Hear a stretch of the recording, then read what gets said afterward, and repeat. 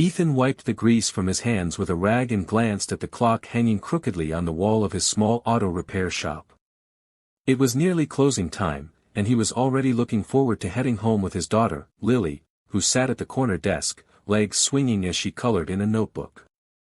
Life as a single dad had taught Ethan to balance the demands of work and parenting in ways he never thought possible, but the truth was, he was tired, physically, emotionally, and even financially. Just as he was about to flip the sign on the shop door to "closed," he heard the sputtering sound of a struggling engine outside. Moments later, a beat-up sedan rolled into the lot, coughing out clouds of smoke from under its hood.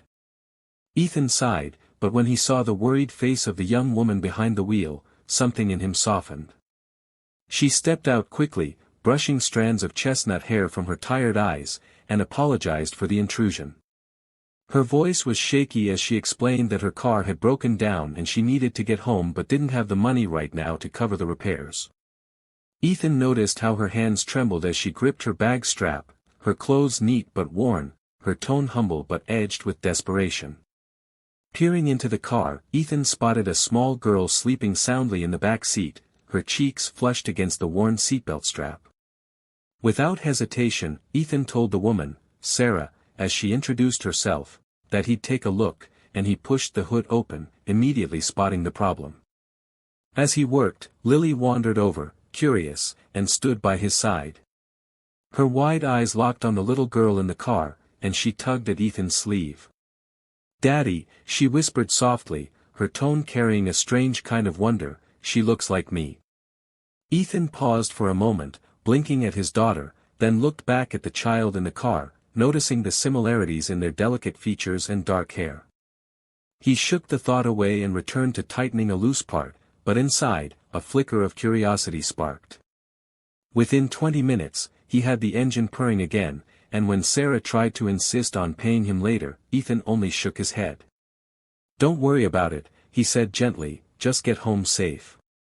For the first time that day, Sarah smiled, her gratitude shining in her weary eyes, and Ethan felt a warmth he hadn't expected stir in his chest. The following morning, Ethan was still thinking about the woman from the night before, her soft voice echoing in his mind and the image of her little girl curled up in the car seat lingering in his thoughts, though he tried to shake it off as just another customer he had helped. But later that afternoon, the bell above the shop door chimed, and to his surprise, Sarah walked in, this time with her daughter, Emma, wide awake and holding her hand. Ethan raised an eyebrow and teased lightly, "Car acting up again already?" But Sarah admitted with a sheepish smile that Emma had begged to come see Lily, and she couldn't say no. Before Ethan could respond, Lily ran over, delighted to see her new friend, and the two girls quickly settled onto the office floor with crayons and paper, their laughter filling the shop like music. As the children drew, Sarah lingered near the counter, and conversation came easily between her and Ethan, as though they had known each other for far longer than a day. She told him about her life, how she was raising Emma alone after leaving a marriage that had drained her spirit, how she worked 2 jobs to make ends meet, and how the car breaking down had nearly pushed her past her limits. Ethan listened more intently than he had listened to anyone in years, nodding, offering small reassurances, and even sharing pieces of his own story, how he lost his wife years ago, how Lily was his entire world, and how he had poured himself into the shop just to keep their lives afloat.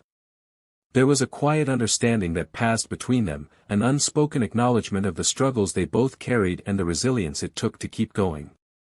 When Sarah stood to leave, Lily clung to her hand, looking up with eyes full of innocent certainty and saying in the most earnest whisper, "You'd make a good mommy." Ethan's heart lurched at his daughter's words, embarrassed yet strangely moved, while Sarah blushed and quickly knelt to hug Lily before gently reassuring her, "You already have the best daddy."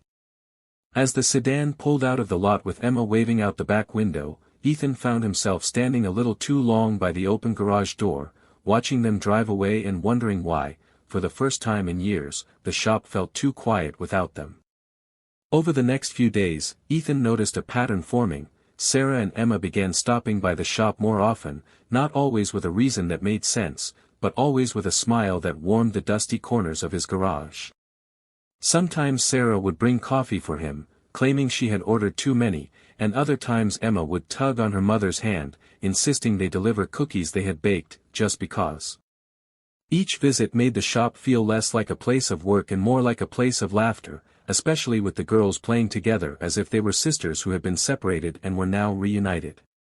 Ethan often found himself leaning against the counter, watching the scene unfold, Sarah kneeling beside Lily to help with a drawing, Emma squealing in delight when Ethan showed her how to use a wrench, Sarah's laughter filling the room like sunlight. One evening, after the day's last customer left, Sarah lingered with the girls as they finished coloring.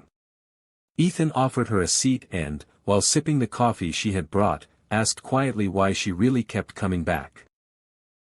She hesitated, then admitted that Emma had never connected with another child so quickly, and that she herself hadn't felt this sense of belonging in a long time. Her honesty disarmed him, and for a moment, the silence between them carried more weight than words. Just then, Ethan overheard Lily whispering to Emma in their secret corner of the office.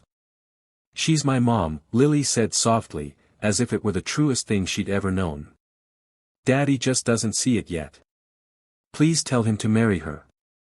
Ethan froze, his heart thundering in his chest, torn between wanting to laugh at the innocence of a child's wish and the undeniable tug in his own heart that wondered the same thing.